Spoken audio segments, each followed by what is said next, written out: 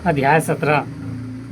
धारा 378 से 462 संपत्ति के विरुद्ध अपराध के विषय में, जिसमें शामिल है धारा 378 से 382 चोरी के विषय में, धारा 383 से 389 उत्पादन एवं एक्सटॉर्शन के विषय में, धारा 390 से 402 लूट और डकैती के विषय में, धारा 403 से 404 संपत्ति का आपराधिक दुर्नियोग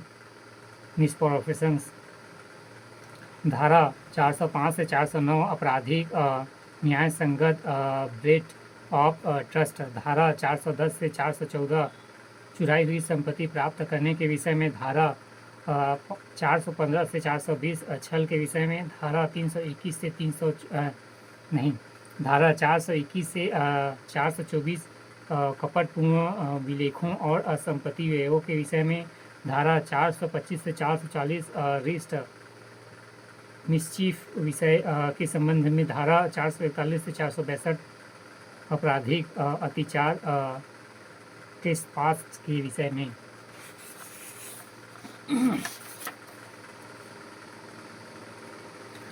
अध्याय 18 धारा 463 से 489 ई दस्तावेजों और संपत्ति चिन्हों संबंधित अपराध, जिसमें शामिल है धारा 463 से 477 ए दस्तावेजों से संबंधित अपराध, धारा 378 से 389 संपत्ति चिन्हों से संबंधित अपराध, धारा 389 ए से धारा 489 ए से 489 ई बैंकिंग और करेंसी नोट से संबंधित अपराध, धारा 19 धारा 490 से 492 धारा 491 सेवा संविदाओं के आपराधिक भंग से जुड़ी है। अध्याय 20 धारा 493 से 498 विवाह संबंधित अपराधों के विषय में। अध्याय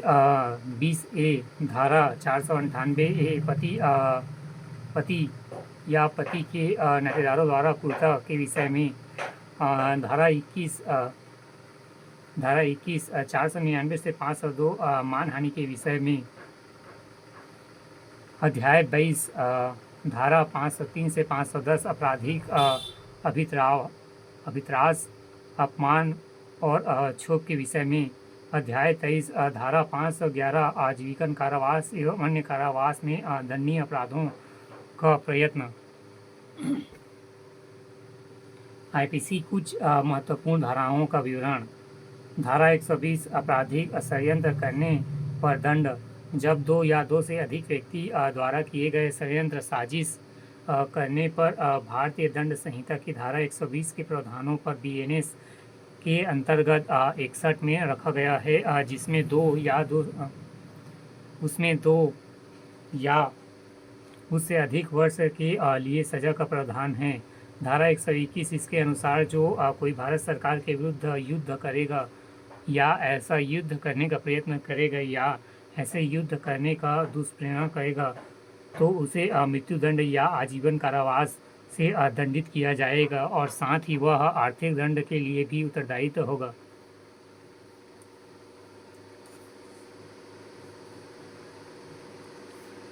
धारा 144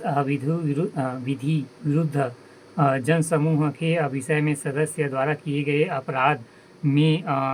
उस जनसमूह का हर समय दोषी होगा इसके लिए उस व्यक्ति को 2 वर्ष तक कारावास या आर्थिक दंड या फिर दोनों दंड में दंडित किया।